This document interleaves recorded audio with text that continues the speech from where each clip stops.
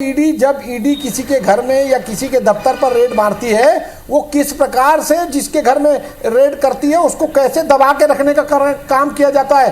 कवासी लखमा जी बहुत सीधे व्यक्ति हैं। जब उन्होंने इस बात को कहा होगा, कितना प्रेशर उनके ऊपर में डाला होगा इस बात को कहने के लिए, इसका अंदाजा आप नहीं लगा सकते। जो उस प्रताड़ना को झेल रहा है, जो उस तकलीफ को सहन कर रहा है, वही इस बात को बता सकता है। मैं आपको तो सीधी बात कर रहा हूँ, लोकतंत्र में हम जनता के हक और अधिकार की लड़ाई लड़ते हैं। भूपेश बघेल जी का कद बढ़ रहा है, अखिल भारतीय कांग्रेस कमेटी के महामंत्री बने, पंजाब के इंचार्ज बने और इन पिछले 5 सालों में विभिन्न प्रदेशों के इंचार्ज बनकर विधानसभा चुनाव लड़ाया। देखिए सेन जी, ये भी तथ्य, इसका भी जवाब दीजिए कि भूपेश बघेल जी का बढ़ता कद खटक रहा है प्रदेश के नेताओं को भी और राष्ट्रीय स्तर के नेताओं को। लोगों ने लिया, आज सफलतापूर्वक सरकार चल रही है।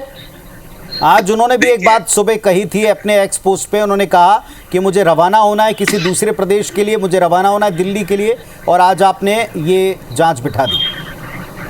देखिए पुनीत जी, भूपेश बघेल तो अब छत्तीसगढ़ के कांग्रेसियों के ही कोई काम के नहीं, तो हमारे क्या काम के होंगे।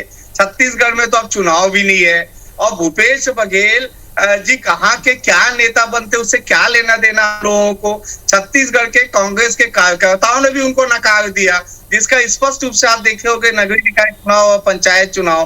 तो मुझे ऐसा लगता है कि भूपेश बघेल जी जो है, अब उनका जनाधार भी खत्म हो चुका है।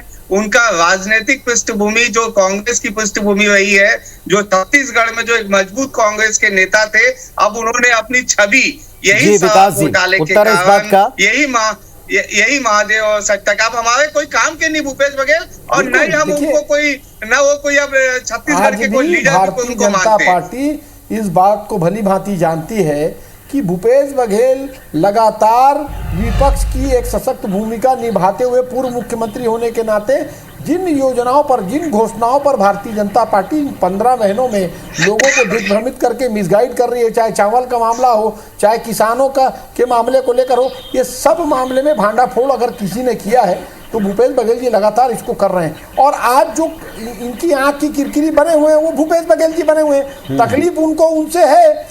आज पंजाब के प्रभारी हैं, 2 साल बाद पंजाब का चुनाव है। ठीक है, अभी लेकिन प्रदेश